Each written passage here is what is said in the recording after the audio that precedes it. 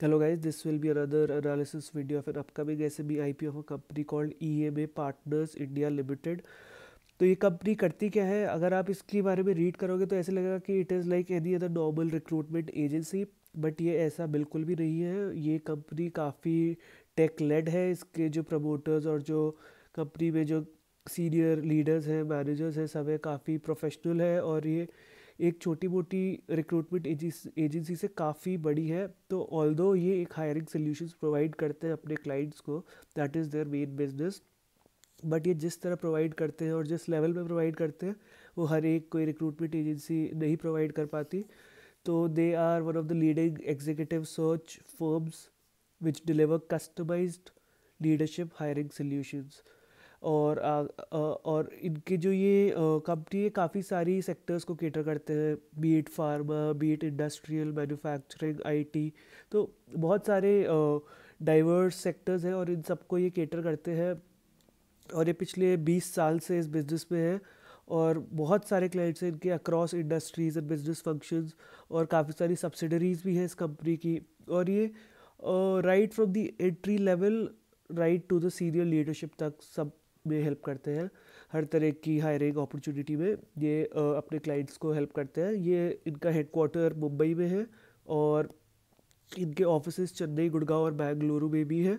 और they don't only cater to the Indian companies और the just the Indian clients, इनके बाहर भी क्लाइंट्स हैं।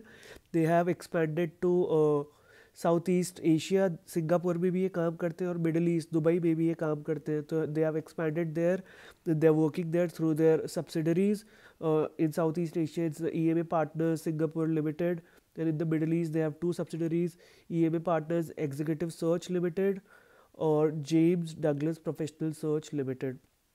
काफ़ी प्रोफेशनली रन बिजनेस है। इसके बारे में अपन बात करेंगे। प्रमोटर्स के बारे में यूजुअली ऐसे भी कंपनीज हम देखते हैं तो it's mostly a family owned business और it is a husband wife running a business.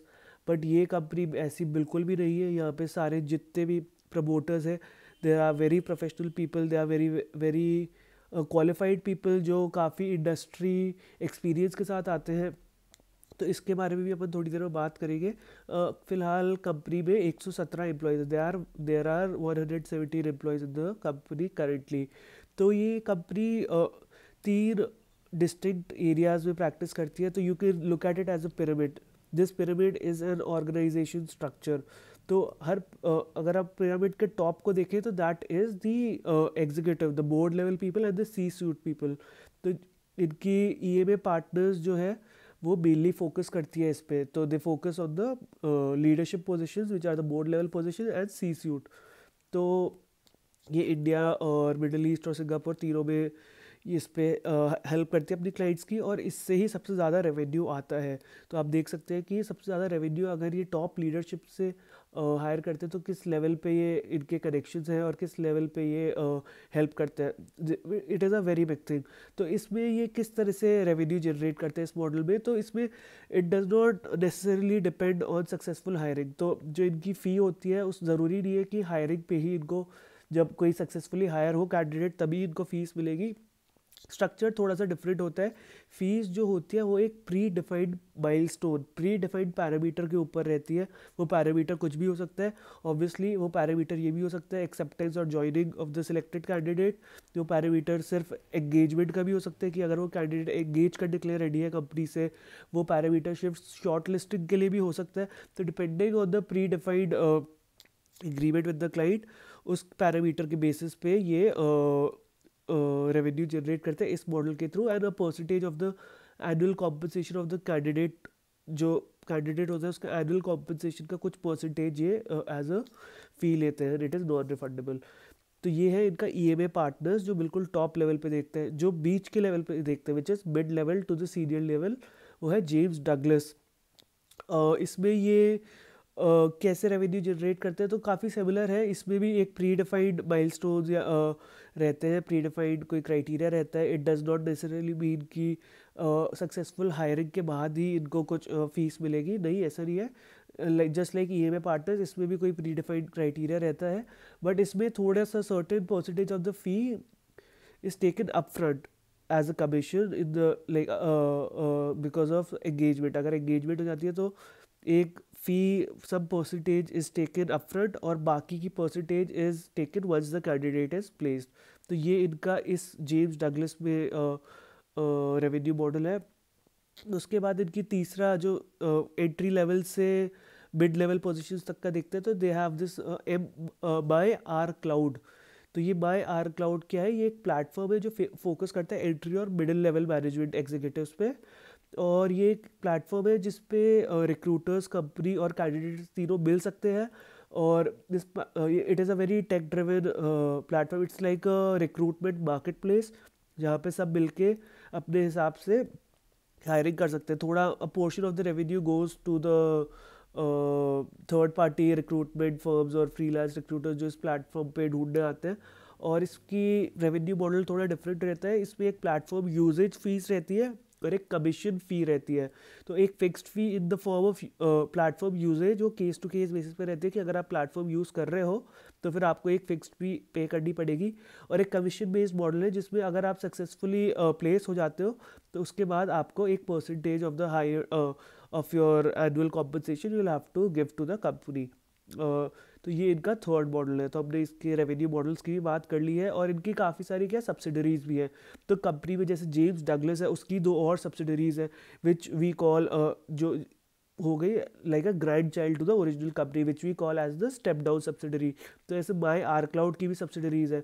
काफ़ी सारी सब्सिडरीज के थ्रू ये काम करते हैं because they are over like they are catering to three different international market, तो it's easier to form a subsidiary over there कि आप उस मार्केट को ईजिली केटर कर पाओ। तो रेवेन्यू इन तीनों जगह से आते हैं, India, Dubai, Singapore.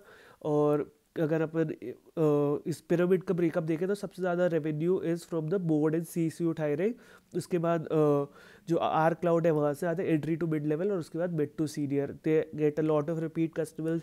60 to 70% customers are repeat customers, not just on the basis of revenue but also on the basis of the hiring।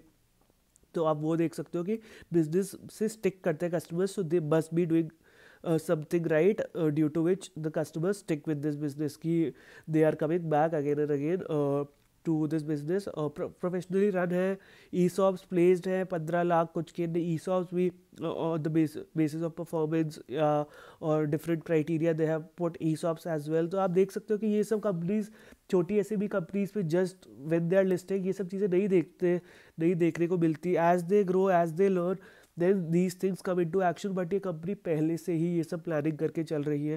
That shows the experience that the management holds.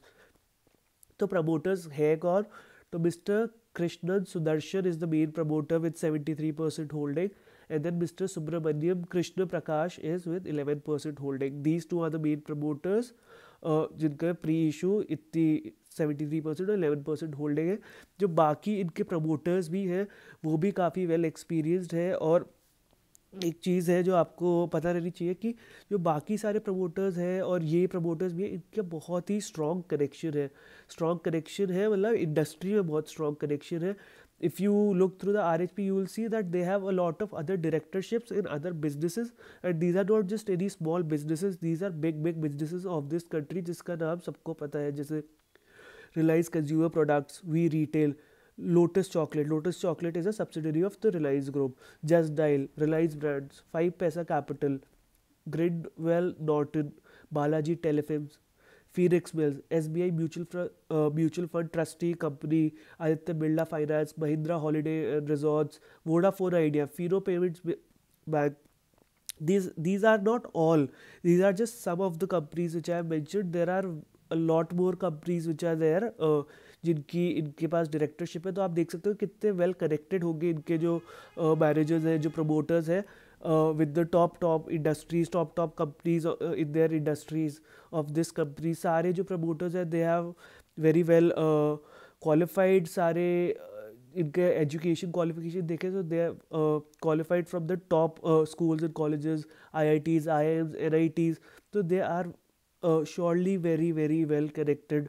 तो जब हम इतने experienced और इतने influential लोगों को higher करते हैं अपनी कंपनी में, then there is definitely a cost associated with them जो इनके रेम्यूनरेशन में दिखती है। That the promoters and the senior managers are drawing a very high salary. तो इस बिजनेस में अगर आप देखो तो mister Krishnan Sudarshan is drawing 1.77 CR last year. 2 साल पहले तक ही was drawing more than 4 CR in salary. Mister A Ramachandran who handles R cloud, he was compensated 2.22 CR. These are huge salaries for a company this small, but these are very professional and experienced people, so I think they demand the salary, and this business is being run by these people. This business depends on these people, so I think these salaries may be valid. These salaries are valid, like these people do deserve these salaries. और अगर और भी देखें तो इनको KMPs को 4 KMPs थे, 4 senior manager personnel थे जिनको टोटल में इन 4 लोगों को 8.53 CR की सैलरीज मिली थी. KMPs को 2.4 CR इन टोटल सैलरी मिली थी. मिस्टर अमरजीत दत्ता है इस कंपनी में, he got paid 18.55 lakhs in AED, which is the currency of Dubai in dirhams, which converts to around 4.3 CR. तो आप देख सकते हो कि salary is very high and salary portion is very high. और अगर आप इनके एक्सपेंसेस भी देखो, अगर आप इनके P&L स्टेटमेंट में देखोगे तो employee benefit expense comes out at around 38 crore for last year, which is close to 57% of the overall revenue. तो आप देख सकते हैं कि एक मेजर कॉस्ट एसोसिएटेड है, but this major cost is what runs this business. काफ़ी कंपनीज होती है, जैसे अपन D2C की बात करें तो वो इतनी ही कॉस्ट उसमें मार्केटिंग में खर्च करती है, ये अपने की पर्सोनल पे खर्च कर रहे हैं. तो anyway this is adding up to the business, this business getting pay back through this cost. तो ऑब्जेक्ट्स की बात करें तो एक छोटा सा negative people view is that there is a component of offer for sale. तो Krishna Sudarshan which who is the primary promoter, Subramaniam Krishna Prakash is the second promoter, and Shekhar Ganapathi he is a public shareholder. तो ये तीनों लोग थोड़ा अपना portion they are selling as offer for sale. तो थोड़ा सा ये नेगेटिव साइड पे दिखता है. But if you look at the fresh issue, जो भी इन्होंने पॉइंटर्स अपने मेंशन किए हैं why they want to raise funds, those are very valid reasons and they are very strong growth triggers that you can see in this business. तो पहली चीज़ उन्होंने बोला है कि they want to augment their leadership team for the company and for their subsidiaries. This business is being run by these people, they need very good people at the top, और उसके लिए ये उनको पैसे चाहिए. So for that they are wanting 25.5 CR. तो इनका plan है that they want to grow organically and inorganically. This is part of the organic plan, जिसमें ये क्या करेंगे कि they will hire a lot of individuals, like the top individuals that they can find in the competition or through consulting firms. Approximately they want to hire 26 individuals in the next 12 to 18 months at their leadership level. बिल्कुल top level पे. तो आप सोच सकते हो कि जब ये टॉप लेवल पे इन लीडर्स को हायर करेंगे तो how much benefit it will provide to the business. उसके अलावा इन लीडर्स को सपोर्ट करने के लिए they also need people on the mid and the entry level position. तो उसके लिए they will hire 24 more individuals. So this will provide a proper structure to the organization. उसके लिए इनने मांगे हैं 25.5 CR. A very valid reason, since this business is being run by these leaders itself. Addition of such manpower, such resources in the next 12 to 18 months would be a huge growth trigger. तो ये काफ़ी positive है. और 25.5 करोड़ के through they not only hire them but it will also cover the first 1 year salary for all of these 50 people. उसके अलावा they want to upgrade their existing IT infrastructure, वो भी अपनी कंपनी और अपनी सब्सिडरी कंपनीज का. तो इनका प्लान है they want to upgrade their R Cloud which they have currently. RE cloud technologies limited in subsidiary of R Cloud which is the step down subsidiary of EMA partners India.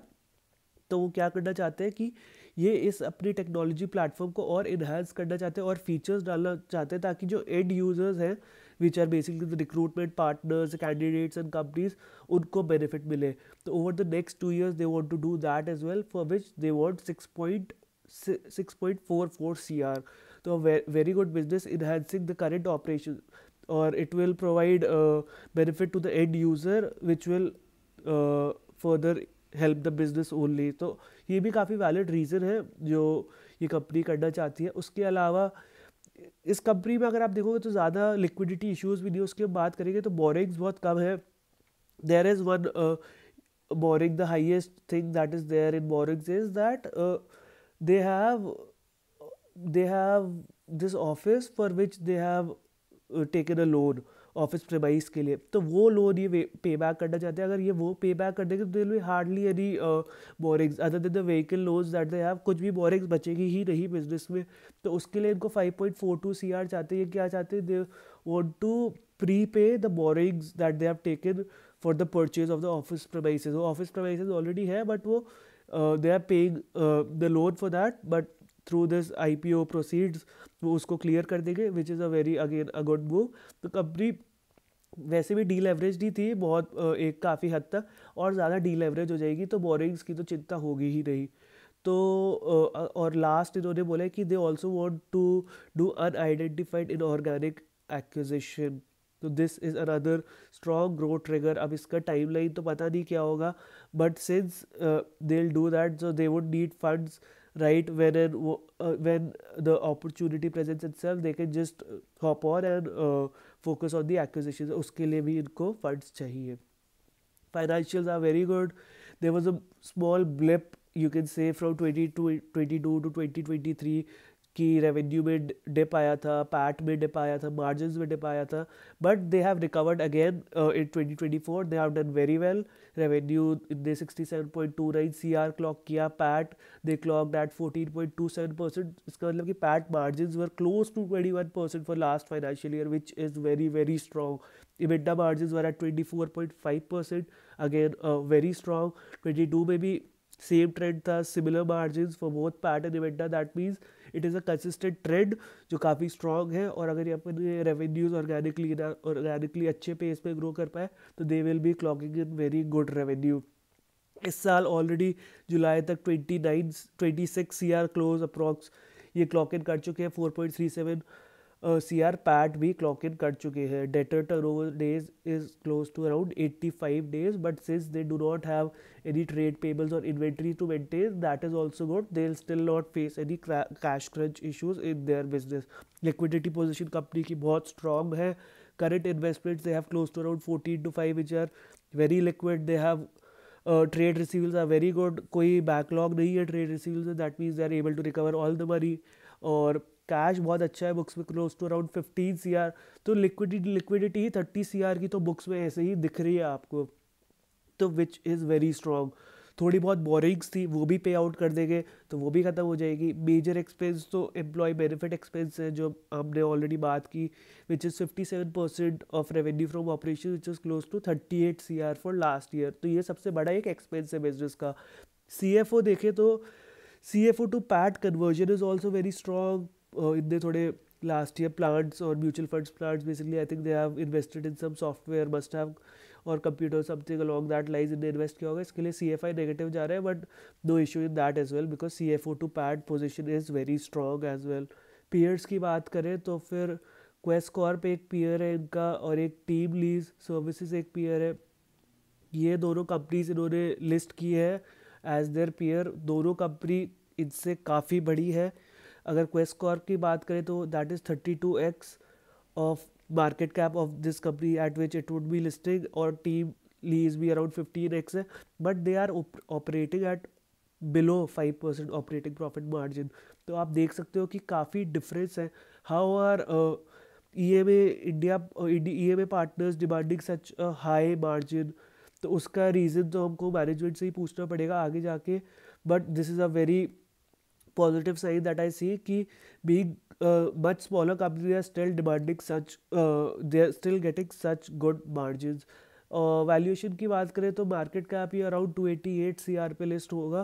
And for the last FY24 PAT अगर हम देखें तो 14.27 CR ने clock किया था. That gives P at around 20 to 21 post issue basis last year's PAT, which I think is fair. But all in all I think this business should be in the watch list. इसमें definitely apply भी करना चाहिए क्योंकि growth triggers काफ़ी strong है, management काफ़ी capable है, काफ़ी प्रोफेशनल है, business is being run very professionally.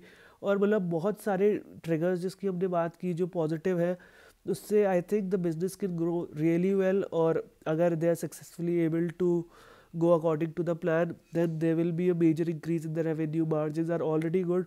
All in all, they are they will do really well, but all we have to do is diligently track this business and see that they go through with the plan that they are showing, जो ये अभी बता रहे हैं उसको fully go through करें ये उस plan से, and then rest we'll see how this company performs.